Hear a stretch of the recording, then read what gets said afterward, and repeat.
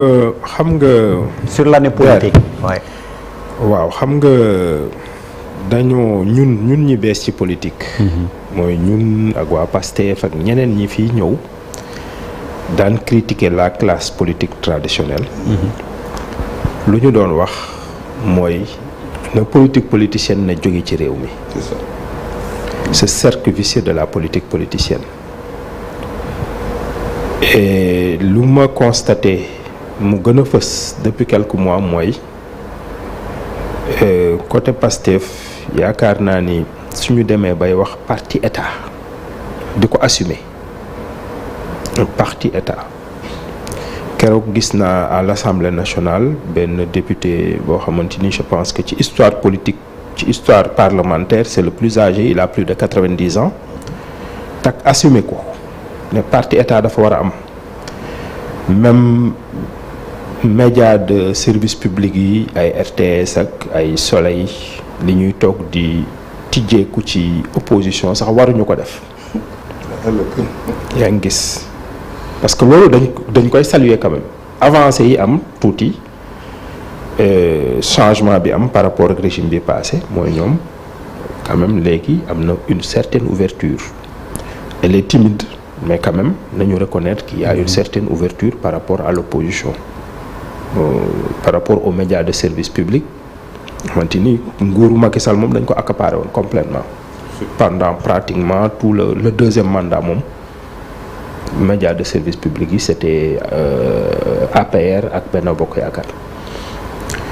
politique cercle vicieux politique politicienne boobu nag man loolu moom mooy déception wu sénégalais yi parce que ñi doon voté tamit en 2024 am na loo xamante ni bëggatuñ ko fi woon gis non seulement dañuy toog di assumer parti état mais dafa am benn mot bu premier ministre Ousmane Sonko wax à Milan man mu jaaxal ma lool lu tax amul aucun développement bi ñu def dafa taxaw ne autocratie moo war a am ci réew mi autocratie ma toog biñ ma yónnee vidéo bi ma delloo ko ne non xanaa lii waxu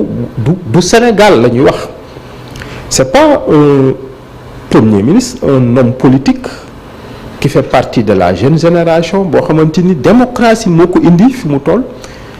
liberté publique yi ñoo ko indi transparence bi fi am moo ko indi ci nguur mu taxaw ne léegi autocratie pour nit ñi comprendre ko moom mooy dictature mooy benn nit mooy jiite du amati opposition du amati dara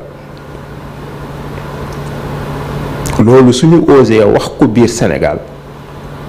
wax ko réew boo xamante ni quel que soit ñun critique yi ñu amoon critique yooyu sax dañ koy def c'est parce que ci démocratie la ñu nekk gis nga man bi ma démissionné ba ma commencé liggéey dans la sous-région ci laa xam ni quand même quoi qu'on puisse dire les Sénégalais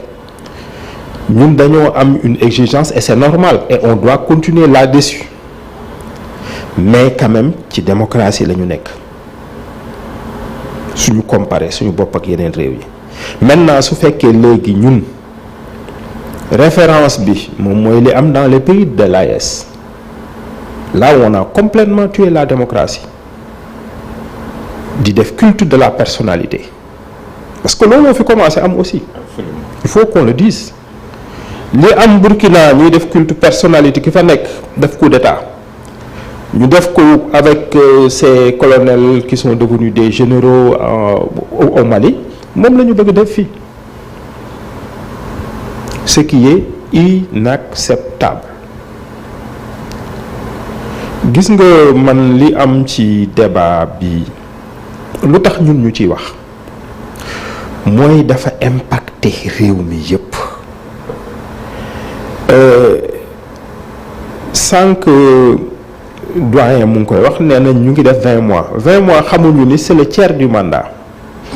bi suñ ko daggoon ñetti xaaj benn xaaj bi dem na et puis mandat bi dama jàpp ni dañ ko bëgg def un mandat nul justifié ko nag ni waaw ñun liñ fi fekk ñu fi dara ak yooyu alors que du loolu la ñu diggante woon ak askan wi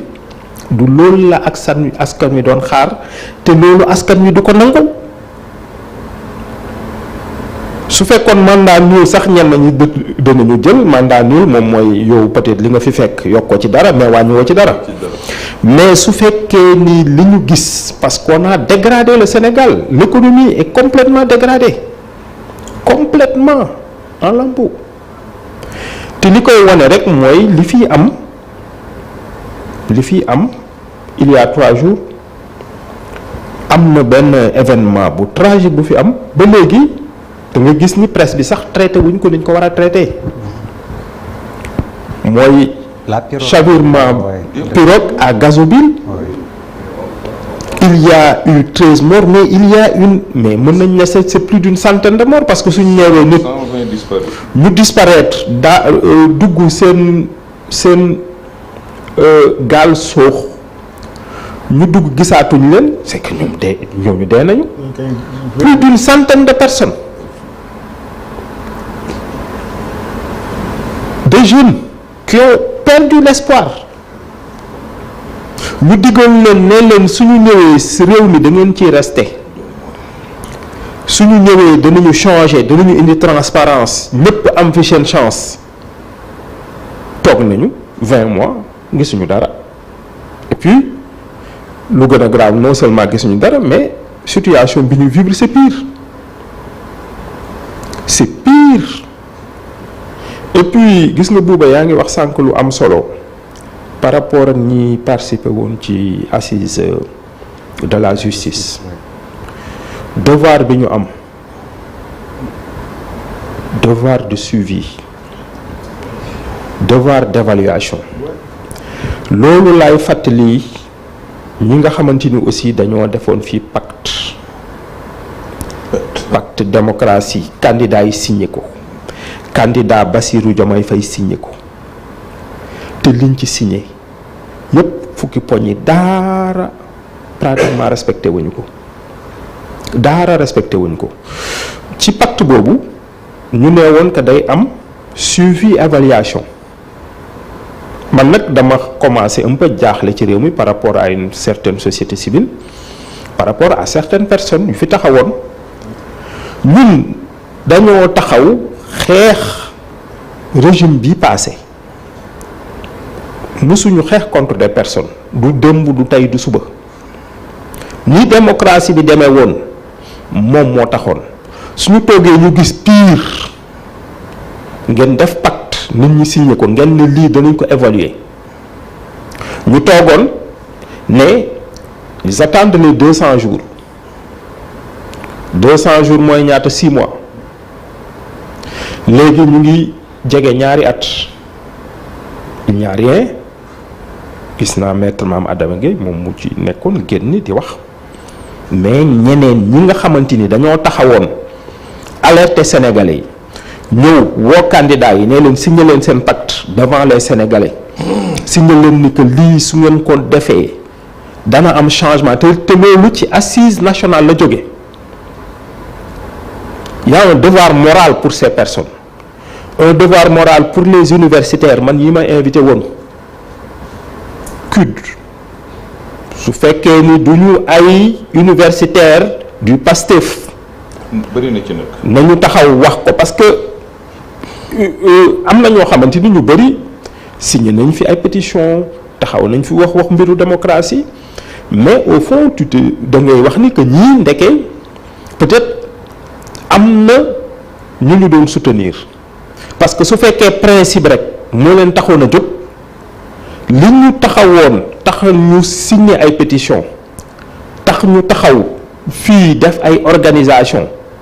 lu pire mu ngi am ci réew mi actuellement te loolu yaakaar naa ni dañ cee war a taxaw gis nga nag crise bi am au sommet de l'État dañ ko war a dafa war a jeex parce que Sénégalais yi aussi il faut que ñi ñuy jiite respecté ñu il faut que ñi ñuy jiite respecté Sénégalais yi mënuñu leen jox réew defagu leen fi dara ñuy wax. Pour moi ce débat est indécent de 2029 jox nañ la réew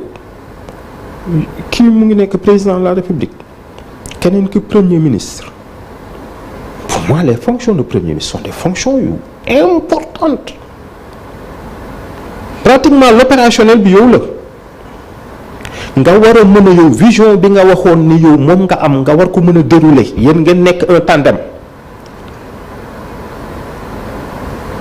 liggéeyu leen loolu ci dara ngeen commencé yéen ak seeni média ngeen ñuy duggal suñu bopp ay débat 2029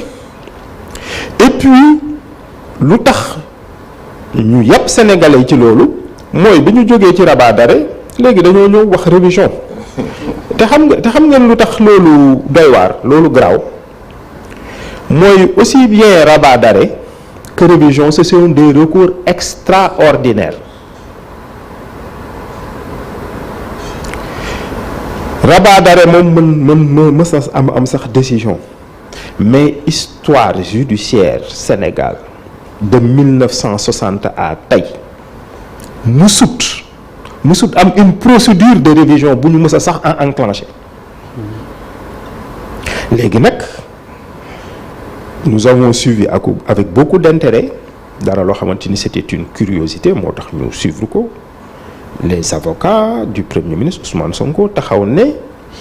ñoom ministère de la justice enclenché na procédure bi commission bi ñu fa réunir magistrat yi fa ëpp ñoom d'accord nañu ci ñu saisir la Cour suprême pour que révision am.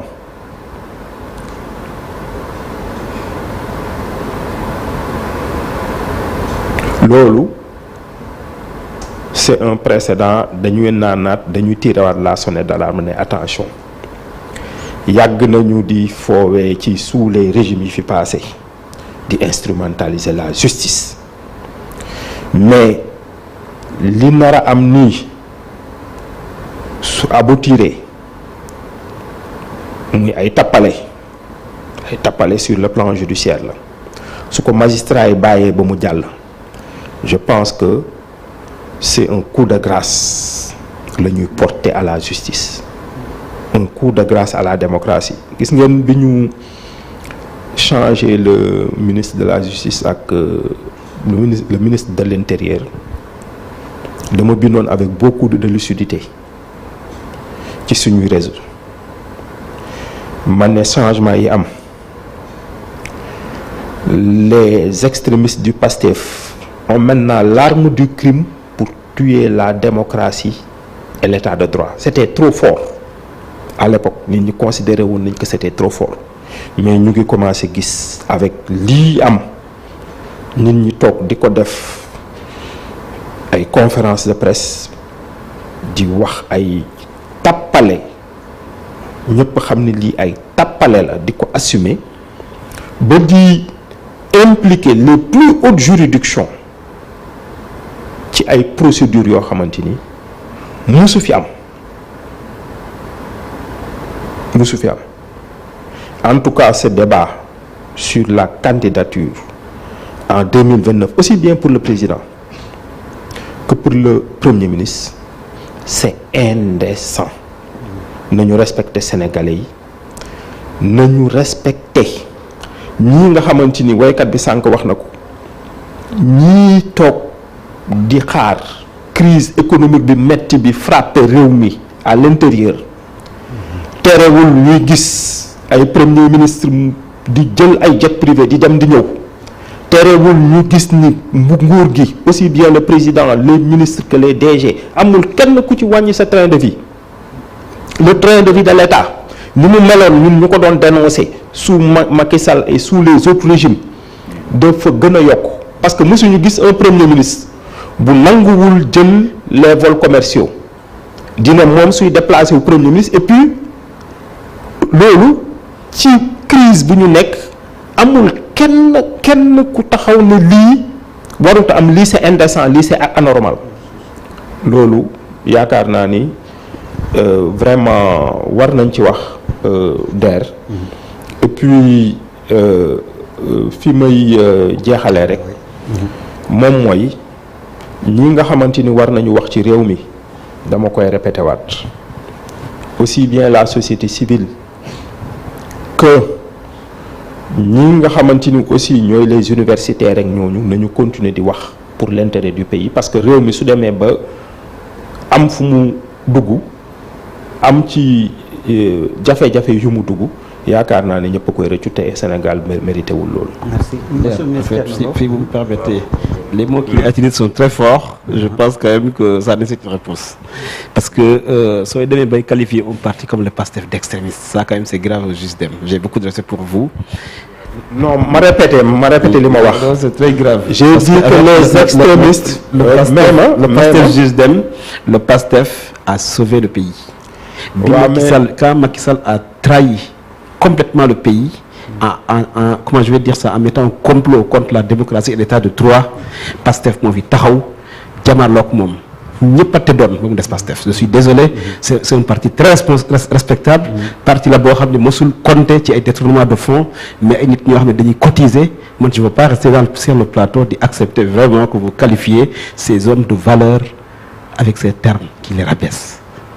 Je suis désolé. waaw yaa ma déggul dama ne les extrémistes du PASTEF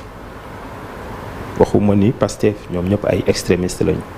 man duma généraliser dama mës a wax dama ne te li ma bind mu ngi ci suñu réseau il y a 2 mois bi ñu nommé su ngeen demee xool ko bi ñu nommé nouvelle ministre de la justice bi ak ministre de l'intérieur. J'ai utilisé ce mot, c'était fort hein lu gën a fort du loolu de du les extrémistes du PASTEF li ma ne dañoo yore actuellement les armes du crime pour tuer la démocratie c'est fort hein et acte yi nga xamante ni moom moo am après wane infirmé wul loolu leneen li nag bàyyi leen yéen au niveau du PASTEF ngeen yaakaar ni yéen a am le monopole du combat politique du sacrifice. On dit pas ça. gis nga réew mi Sénégal bat nañu depuis l'indépendance nationale. Attention, on nie pas. On nie pas qu'il y a des gens qui sont battus pour même obtenir l'indépendance du pays. waaw mais déglu ma da nga ma interpeller directement dafa am nag ñoo xamante ni dañoo xeex ci réew mi te loolu yàgg na. je sais ba tey Sénégal cheminement bi muy am ba tey sacrifice dëgg nag dafa am ñu ko def dafa am ñu def sacrifice dëggantaan ñooñu nag ñu ngi fii ci réew mi. ñu ngi fii ils se sont sacrifiés pour la démocratie sacrifié wuñu pour seen bopp sacrifié wuñu pour poste sacrifié wuñu pour dara am na ñoo xam ne dañoo bàyyi seen lépp dañoo démissionné ci seen liggéey ñi nekkoon ministre bàyyi ko ñeneen ñi nekkoon magistrat bàyyi ko ñeneen vous n'avez pas le monopole du combat politique dafa am ñu xeex ñëpp xeex bien sûr. waaw yéen. fu mu toll noonu léegi may ma rek léegi. xam nga non non c'est pas une polémique. waaw mais déglu ma maintenant léegi. mais quand nous sommes des responsables mais wuy ma ku ci nekk boo waree wax nga wax rek may ko mu yeggali. soo bëggee nga wax bay ma bien que le temps non non xoolal moo doon wax bàyyi ko mu yeggali. ok allez-y. bàyyi ko mu yeggali allez-y. ma ne xam nga le monopole là le combat politique commencé wul 2021 commencé wul 2014 dafa yàgg am na ñoo xamante ni ñu ngi yàgg nañoo xeex pour la démocratie sénégalaise Pastef am na lu mu ci def ñeneen am na luñ ci def dama bëgg ngeen di mën a reconnaître loolu ngeen reconnaître aussi ni que lépp mënut a baax lépp bon. Moi je suis très nuancé bi may wax dama ne les extrémistes du PASTEF dafa am des extrémistes ku fi taxaw naan parti état wala taxaw naan ni média de service autocratie taxaw naan ni média de service public yi opposition waratu ci am accès ñooñu sont des extrémistes yéen ñi seen bopp xam ngeen ni am na des extrémistes y en a nag dans beaucoup de partis am na ñeneen ñoo xamante ni ñu ngi ci yeneen parti mais biir Pastef nag daf ci am ñoo xamante ni ils sont des extrémistes et loolu chaque fois dañ koy wane. après dinaa la jox parole monsieur le ministre. sur le chapitre politique loo retenir de l'année. non ci sujet bi ñu nekk nii. waaw